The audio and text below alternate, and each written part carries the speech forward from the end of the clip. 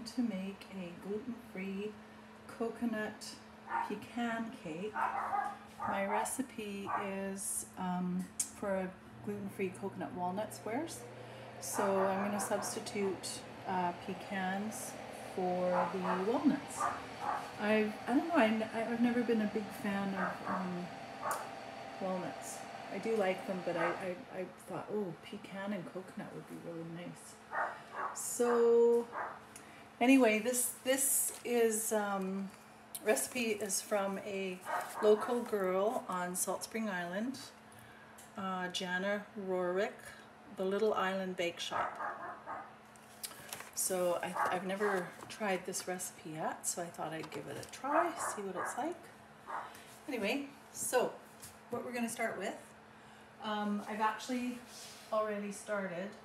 So I've melted my butter. So there's a pound of butter in this cake. So 3/4 cup butter goes into the cake or square, and then the frosting has another half cup of butter. So actually there's more than that. There's yeah, cup and a quarter of butter. Or sorry, a pound and a quarter pound of butter. So to start, I've got my pecans out instead of the walnuts, and I am just chopping these up a bit. And I'm not going to chop them up too small because I kind of like to have nice little bite-sized pieces of these. So the first time to make this, so we'll see what happens. I have a guest staying right now that is celiac. So, and her husband is not. So I'm having to bake 2 different things right now, which is fine. Anyway, so I've pre-chopped a bunch of pecans, and this will go into the cake. I like my tiny little chop. I just thought I'd use this cute little chalkboard. And actually one of my neighbors made this for me. I forget what kind of wood he said that was, but it's nice. It actually kind of matches my countertops. So there you go. So I've just chopped up 1 1/4 cups of pecans, and we're going to use half a cup of shredded coconut. So I like the big chunky coconut. I'm going to use that. And they've asked us to, I melted the butter, which is what they wanted us to do. Or Jana, this is her recipe. Melted my butter, so that was 3/4 cup melted butter.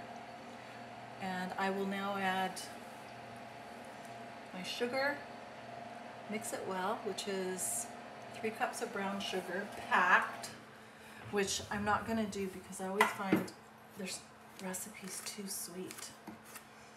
So I'm not going to pack my sugar. I'll do 3 cups, and I don't think it will affect the recipe, other than that it's not going to be as sweet too. And 3, that's 3 cups of brown sugar. And mix this together.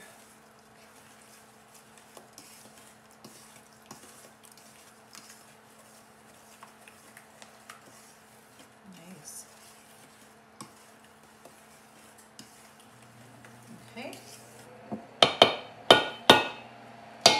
And I'm going to whisk in 3 eggs, and these are organic farm eggs from Marie at Rainbow Trading. I was over there a couple days ago, and she buys some of my art cards to sell in her little studio. Okay, compost. So I'm just going to whisk. I'm going to whisk those in. It just says to whisk them. So I'm not actually having to use a beater for this.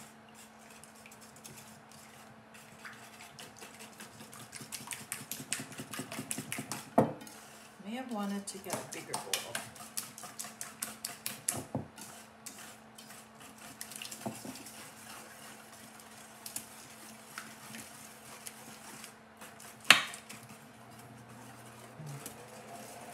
It's really caramely.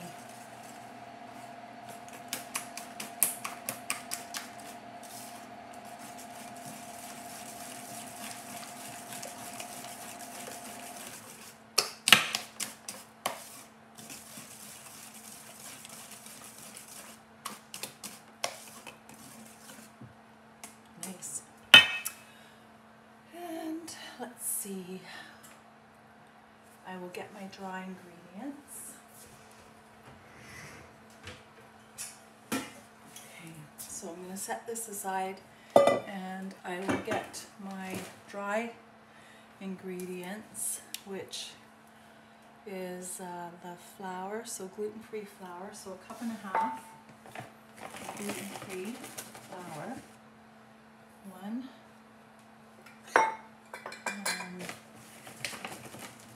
a half, a little bit more because I was short on that one, 1.5 cups gluten-free, and there's all kinds of different brands you can buy, so right now I'm using the Robin Hood gluten-free flour.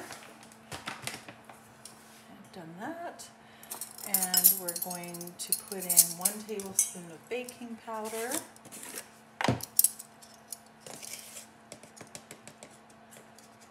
I don't measure off, just a good estimate, kind of cook like that, and 1/2 teaspoon of sea salt. Oh, I did a boo-boo. 1/2 teaspoon. I almost dumped that in there. 1/2 teaspoon. 1/2 teaspoon sea salt. Okay. And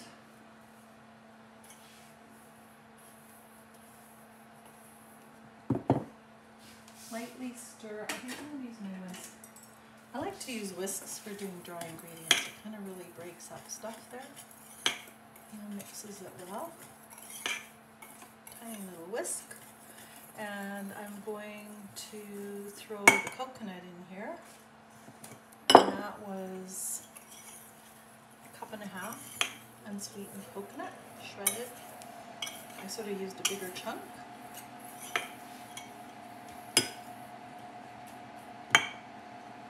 And do I add my pecans to that? Yes, I do. All the dry ingredients go in there. That's nice. Oh, yes.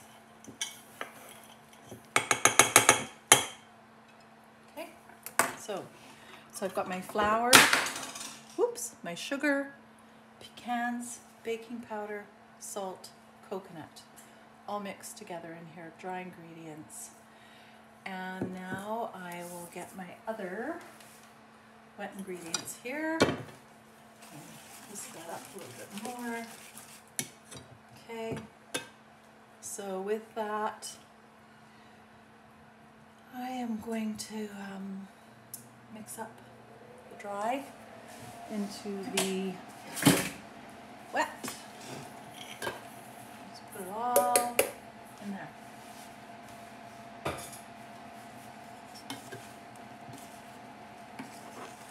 That. Oh, this can be good. I have never made this before. It's pretty easy. This is a huge batch. It's going to go into a 9x13 pan. And I think I was calling it a cake, but it's more like a square.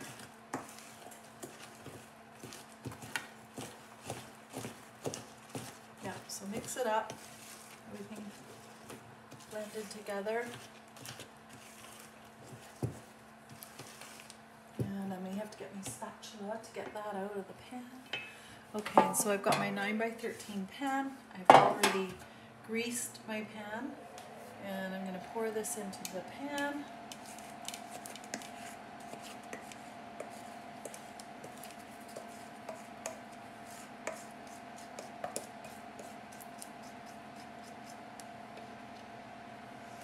You get a spatula for that.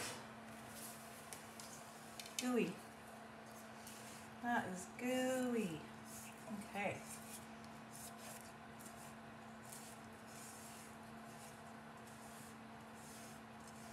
So the brown sugar is really giving it a nice golden color.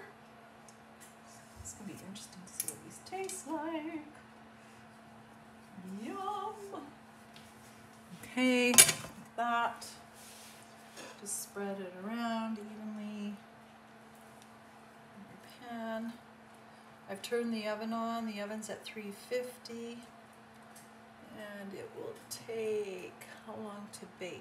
It's saying preheat oven. How long is it going to take to bake? Does it say? Where is it? Oh, okay. So bake on bottom rack for 15 minutes. I have a convection oven. And then it says remove. And then bake on center rack for another 15. Okay, well, we'll do that. Even though it's convection's pretty good because it kind of blows the air all around it. So total of 30 minutes to bake.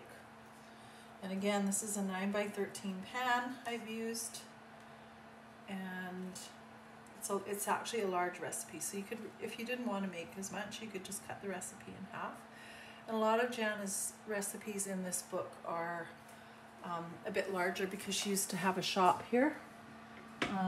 She's closed now. She's not open anymore, but yeah, so when she would bake, it would be for the public too and to sell. So anyway, my oven's ready, and this is going to go into the oven. Get that closed. Okay, so I'm going to put it to start. I'm going to put it on a lower rack, dish set. 15. So I'll put that there. 15 minutes. In you go. Okay. And get 15 minutes on my timer. There's the recipe. There. So instead of walnuts, we're using pecans. I'm going to put a pecan on there. I'm doing, instead of, let's put that on there.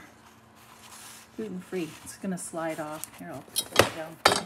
Instead of the walnuts, sorry I'm so jiggly, I'm using pecan squares. Woo! Okay, so I'm going to get my timer going.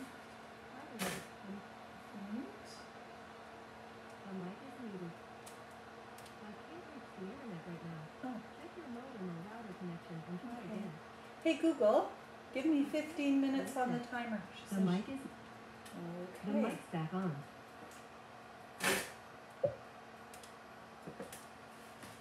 She's telling me I don't have internet. Right. Okay, so the time is 5 after 10.